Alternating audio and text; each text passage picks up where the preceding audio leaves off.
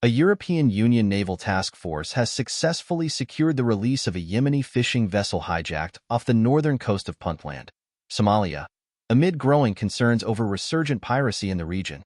The Yemeni-flagged dhow, Al-Najma, was seized on February 8, 2025, in an armed robbery at sea near Isle, a notorious hotspot for pirate activity.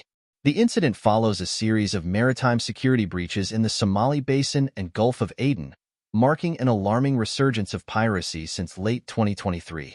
Upon receiving distress reports, UNIFOR Atlanta deployed naval and air assets to the area, launching an intensive search operation. The dhow was located, sailing dangerously close to the Somali coastline, where the immediate presence of an Atlanta helicopter was instrumental in forcing the hijackers to abandon the vessel. The Atlanta boarding team secured the ship and confirmed the safety of all 12 crew members. No injuries were reported. However, the hijackers managed to steal personal belongings and 2 skiffs before escaping.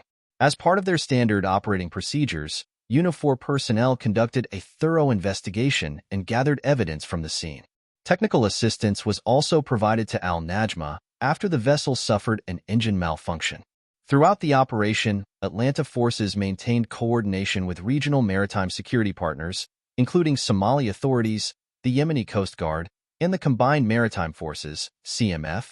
Intelligence was also shared with the Japanese Maritime Patrol reconnaissance aircraft to ensure a comprehensive response. The hijacking spotlights ongoing maritime security threats in the region.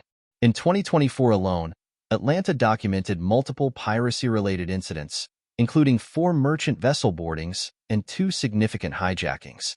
In January 2025, a Chinese fishing vessel was similarly seized before being released.